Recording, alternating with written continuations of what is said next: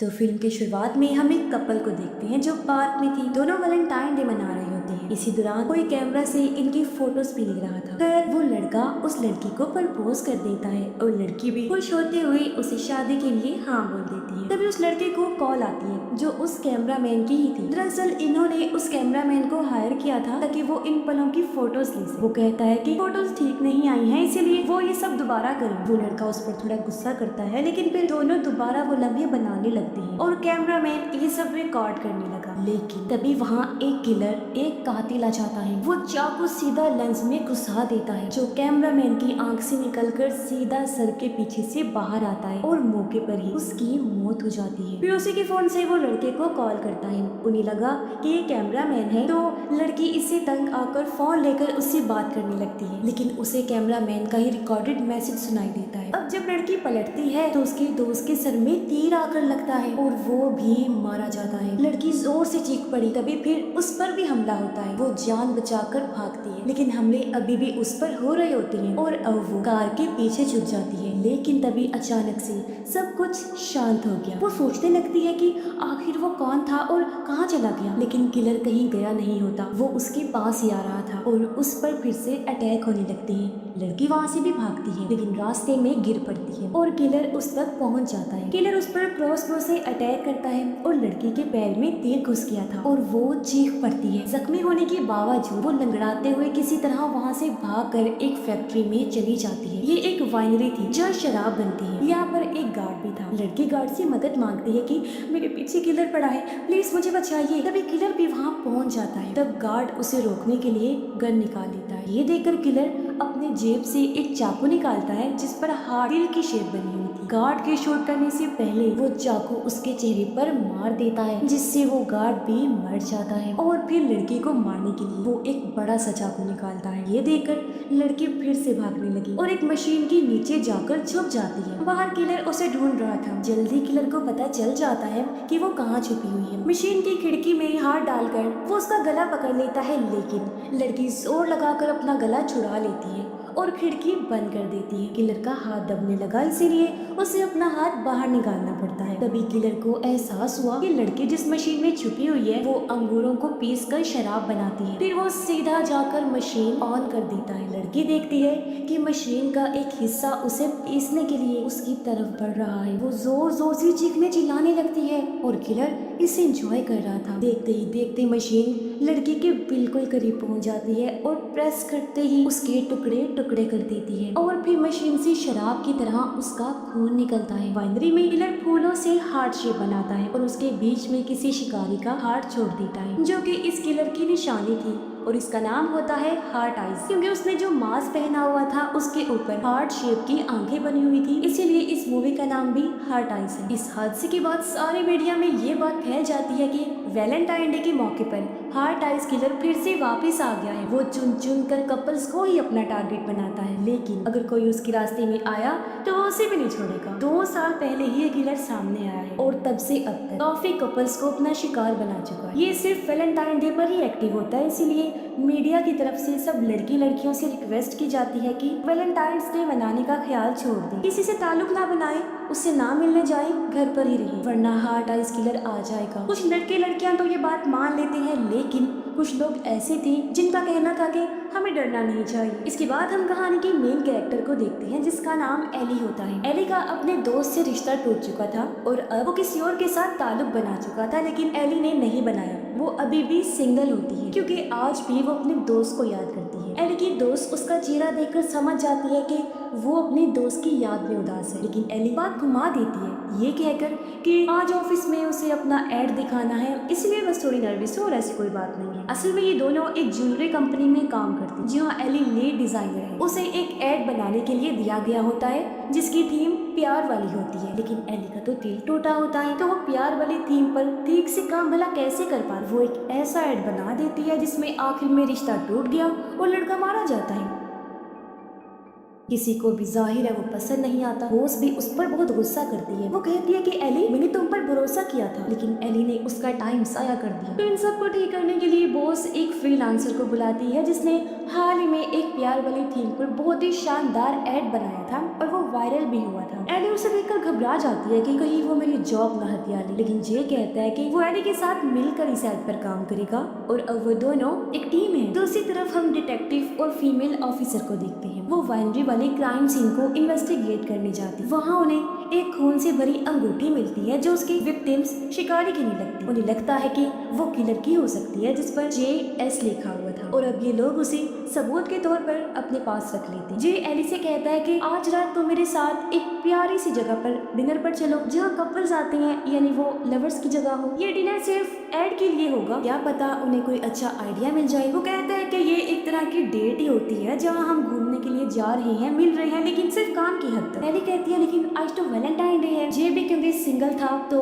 उसे ध्यान नहीं होता। वो कहता है ओह हाँ आपको तो फिर आज कोई प्लान होगा ना अपने पार्टनर के साथ। एली बता देती है कि उसका कोई प्लान नहीं है क्योंकि वो सिंगल। जे कहता है तो ये तो सबसे अच्छा हो गया, तो ये मौका बेहतरीन है जाने की। लेकिन एली थोड़ा परेशान थी, कहती है कि मेरा मूड नहीं है, मेरा दिल नहीं कर रहा, हम डिनर कल पर रख लेते हैं। जे बोलता है कल तो मैं नहीं जा पाऊंगा, मेरे दोस्त की शादी है। तो अब एली के पास कोई और रास्ता तो था नहीं, तो आखिरकार वो मान जाती है। एली जब होटल पहुंचती है तो वहाँ बेस सिक्योरिटी चेकिंग कर रही थी क्योंकि हर जगह हार्ट आइस किलर का डर फैला हुआ था। जब उसकी चेकिंग होती है तो मेटल डिटेक्टर बजने लगा। गार्ड जब उसकी तलाशी लेते हैं तो एक मेटल स्ट्रॉ निकलता है, स्ट्रॉ जिससे जूस वगैरह पीने के लिए इस्तेमाल किया जाता है। एली बोलती है कि वो क्या है ना, पेपर स्ट्रॉ बिल्कुल पसंद नहीं, मुझे अजीब लगते हैं, इसीलिए मैं हमेशा अपने मेटल स्ट्रॉ को साथ रखती हूँ जो बिल्कुल साफ सुथरा होता है। जिसके बाद वो जाकर टेबल पर बैठ जाती है। इतने में जे भी वहाँ आ जाता है। वेटर उसे देखकर कहता है लगता है मैडम आपका डेट आ गया। एली फौरन बोलती है अरे वो मेरा डेट नहीं है, ऑफिस को ले गए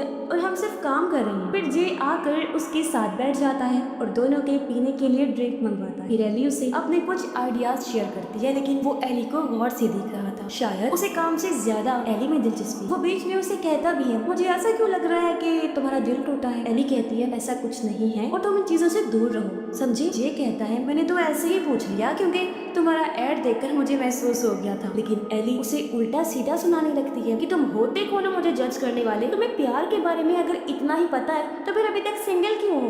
हाँ ये समझे इस लड़की का दिल तो नफरत से भरा हुआ है। वो कहता है पहले तुम अपना दिमाग शांत कर लो, उसके बाद ही हम काम कर पाए। और नाराज होकर वहाँ से बाहर चला जाता है। तो एली को एहसास होता है कि मैं तो कुछ ज्यादा ही बोल। बाहर आकर वो जे से सॉरी बोलती है कि परेशान ना हो, मैं ठीक हूँ और प्लीज इस एड में मेरी मदद करो, नहीं तो मेरी जॉब चली जाएगी। तभी एली देखती है कि उसका एक्स अपनी दोस्त के साथ वहीं आ रहा है, तो उसे चिढ़ाने के लिए वो जे को गले से लगा लेती और उसके सामने जे को अपना दोस्त बताती है। अब जे जो काफी समझदार था फौरन समझ जाता है कि एली ये सब अपने एक्स को जलाने के लिए कर रही है। वो उसका साथ देते हुए खुद को एली का दोस्त ही बताता है। लेकिन दोनों को ये नहीं पता था कि हार्ट आइस किलर ने उन्हें गले लगते हुए देख लिया था। वो तो उन्हें असली कपल ही समझ बैठता है और अब उसका अगला टारगेट ये दोनों ही। जिसके बाद जे एली को उसके घर तक छोड़ने जाता है, लेकिन उसने नोटिस किया कि शायद एली अपने घर की चाबी खो चुकी है। वो उसकी मदद करने का सोचता है, लेकिन उसने बस सोचा कुछ किया नहीं। अब टैक्सी ड्राइवर ये नोटिस कर लेता है और उसका हौसला बढ़ाते हुए कहता है कि जाओ बेटा उसकी मदद करो और दिल की बात बता दो।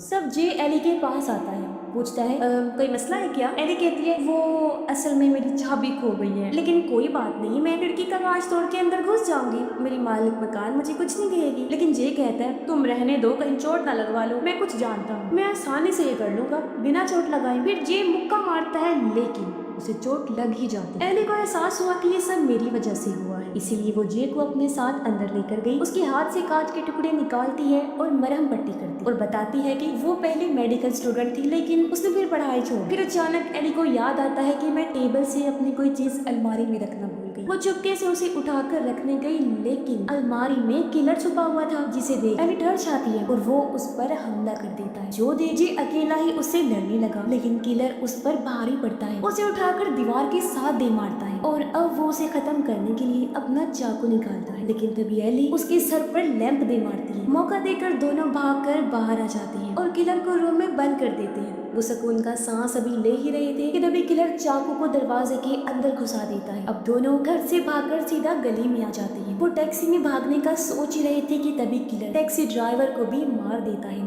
और अब इन दोनों को मारने के लिए तलवार निकालने लगता है। एली गुस्से से कहती है अरे भाई तुम्हें कोई गलत फहमी हो गई है, हम लोग कपल्स नहीं है, हमें छोड़ दो। पीछे से जे पुलिस को कॉल करने लगा, लेकिन किलर उसे देख लेता है और फौरन उसका फोन उड़ा देता है। अभी दोनों वहाँ से भागने लगते हैं, लेकिन देखते हैं कि आगे का रास्ता बंद था और तभी किलर एली को पकड़ लेता है। जे फिर से एली को बचाने गया, लेकिन किलर से मार खाकर बेहोश हो जाता है। जो देख एली भागने लगती है तो किलर जे को छोड़कर एली के पीछे चला जाता है। एली भागकर बड़े वाले झूले में छुप जाती है। कुछ देर बाद वो निकल कर देखती है कि किलर बाहर ही बैठकर झूला झूल रहा है। वो दोबारा छुप जाती है और अब की बार जब देखती है तो किलर वहाँ पर नहीं था और अब वो उसके झूले को भी ऑन कर देता है फुल स्पीड के साथ। उसे झुलाने लगता है, फिर अचानक झूला रोक भी देता है, जिससे झटका खाकर एली गिर पड़ती है। अभी वो ठीक से संभल भी नहीं पाई थी कि किलर उस पर अटैक कर देता है, लेकिन वो बाल बाल बच जाती है और किलर को टांग मारकर भागने लगती है, मगर कुछ आगे जाकर वो गिर पड़ती है। तब किलर उसे मारने आता है, लेकिन पुलिस को वहाँ आता देख वो उसे छोड़कर भाग जाता है और पुलिस वाले एली को बचा ले। लेकिन तभी उसे बहुत ही अजीब बात पता चली कि पुलिस ने जे को ही पकड़ लिया। वो उसे किलर ही समझ रहे थे। एली कहती है ये कैसे हो सकता है, वो तो मेरे ही साथ था। फिर एली जे से बात करने जाती है, लेकिन वो उस पर ही गुस्सा करने लगा कि मुझे तो लगा था कि हम टीम है, बड़े अफसोस की बात है, लेकिन तुम तो मुझे अकेला छोड़कर भाग गई। एली कहती है मैं क्या करती, मेरे पीछे किलर पड़ा था। फिर वो ऑफिसर से पूछती है कि आखिर आप ये कैसे कह सकते हैं कि ये किलर है। इस पर वो उसे दिखाते हैं कि हमें जे के पास हथियार और मास्क मिला। एली कहती है जे बेकस किलर कोई और है, लेकिन वो लोग उसकी बात नहीं सुनते और जे को ले जाते। पूछताछ के दौरान वो लोग जे को वही JS वाली रिंग जो क्राइम सीन से मिली थी उसे दिखाकर पूछते हैं कि जे ये तुम्हारी है ना, क्योंकि तुम्हारा पूरा नाम भी जे साइमन है। इस पर जे साफ मना कर देता है कि नहीं, ये मेरी कैसे हो सकती है, मैं तो अभी तक सिंगल हूँ। लेकिन डिटेक्टिव फिर भी उससे सवाल कर। उनका कहना था कि किलर ने जहाँ जहाँ खून किए हैं जे की लोकेशंस उन सारी जगहों से मिलते जुलती है। इस पर जे कहता है मैं एक फ्रीलांसर हूँ, काम के लिए इधर उधर जाता ही रहता हूँ, ये बस एक इत्तेफाक है और मैं बेकसूर हूँ। लेकिन डिटेक्टिव्स उसकी बातों से राजी नहीं हुए। इधर एली भी पुलिस स्टेशन पहुँच गई। वो जे को बेकसूर कहकर छोड़ने का कहती है, लेकिन कोई उसकी बातों में दिलचस्पी नहीं लेता। लेकिन एक लड़का डेविड एली में जरूर दिलचस्पी लेता है। वो उसे कॉफी की ऑफर करते हुए डेट पर जाने का कहता है, लेकिन एली मना कर देती है कि जी नहीं शुक्रिया, इस चक्कर में मैं अभी मरते मरते बची हूँ। अब डेविड कहता है कोई बात नहीं, हम तो इस बात से खुश हैं कि किलर हार्ड आइस पकड़ा गया है। अब फीमेल ऑफिसर बाहर आकर एली से पूछती है अच्छा ये बताओ जब तुम लोग सिंगल हो तो फिर किलर तुम्हारे पीछे क्यों पड़ा है। एली उसे वो सब बता देती है कि अपने एक्स को चिढ़ाने के लिए उसने जे को गले से लगा लिया और शायद किलर ने वो सब देख लिया और उसे लगता है कि हम कपल्स हैं, लेकिन हम नहीं। तभी अचानक से लाइट चली जाती है, लेकिन फीमेल ऑफिसर टॉर्च ऑन करके दूसरे ऑफिसर को मेन पावर लाइन चेक करने भेजती है। एली भी उसके पीछे जाती है, लेकिन किलर पहले से ही वहाँ पर पहुँच चुका था। उस पुलिस वाले को मार देता है, जो देखकर एली टॉर्च लेने जाती है, लेकिन उससे पहले किलर टॉर्च उठाकर बंद कर देता है और अपने मास्क की हार्ट वाली आंखों का नाइट विजन ऑन करके एली को ढूंढने लगता है। लेकिन वो भी कम नहीं थी, वो चालाकी से किलर पर अटैक करके वहाँ से भाग जाती है। रास्ते में उसे फीमेल ऑफिसर मिली। एली बताती है कि किलर उसके पीछे है। तभी किलर भी वहाँ जाता है और उसे देखकर एली तो भाग गई, लेकिन ऑफिसर अकेली रह जाती। उधर जे और डिटेक्टिव को गन की आवाज सुनाई देती है, साथ में फीमेल ऑफिसर की चीखने की भी, जिस पर डिटेक्टिव उसे बचाने के लिए जाता है, लेकिन किलर अचानक उसके सामने आकर अटैक कर देता है। उसकी टांगों में चाकू मारकर बीच में से ही चीर देता है और डिटेक्टिव की काफी भयानक मौत हो जाती है। फिर किलर जे को मारने आता है। जे तो अचानक भाग भी नहीं सकता था, उसके हाथ में हथकड़ी लगी हुई, लेकिन इसके बावजूद वो किलर के वारों से बच रहा होता है। तब खुशकिस्मती से दूसरी तरफ से एली गोलियां चलाते हुए आ जाती है और किलर को वहाँ से भागना पड़ता है। अब एली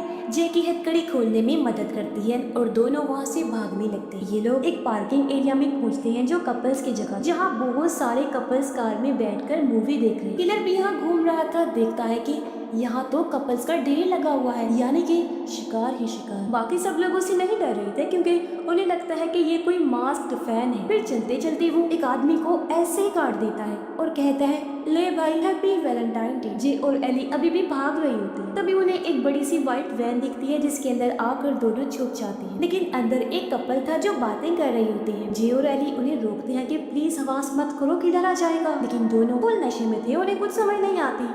और तभी यहाँ किलर आ भी जाता है और उस लड़के को पकड़ के उसके मुंह में तलवार घुसा देता है। फिर उसके दोस्त को पकड़कर जबरदस्ती उसका मुंह भी तलवार में घुसा देता है और दोनों की भयानक मौत हो जाती है। और अब शुरू होता है मौत का खेल। किलर एक एक करके सबको मारने लगता है। पूरे एरिया में अफरा तफरी मच जाती है। सब जान बचा के इधर उधर भागने लगते हैं। दूर खड़े जे और एली ये सब देख रही थी। एली कहती है बहुत गड़बड़ हो गई है, इस मौत को हम ही यहाँ लेकर आए हैं और अब हमें ही उसे यहाँ से दूर लेकर जाना होगा। और अब दोनों मिलकर हार्ट आइज से निपटने का प्लान बनाते हैं। जे दूर से उसे इशारा करके कहता है कि अगर हिम्मत है तो इधर आ जा। तो हार्ट आइज बाकी सबको छोड़ के उन दोनों के पीछे चला जाता है। जे कहता है हम लड़ेंगे कैसे, हमारे पास तो कोई हथियार भी नहीं। एली अपना मेटल स्ट्रॉ दिखाती है। जी कहता है अरे यार ये काम नहीं करेगा, कुछ और सोचना पड़ेगा। तभी दोनों को वो तलवार याद आती है जो आदमी के मुंह में घुसी हुई थी। ये मिलकर उस तलवार को निकालते हैं और इतने में ही किलर भी आ जाता है। जे उसी तलवार से लड़ता है लेकिन किलर उसके हाथ से तलवार छुड़ा लेता है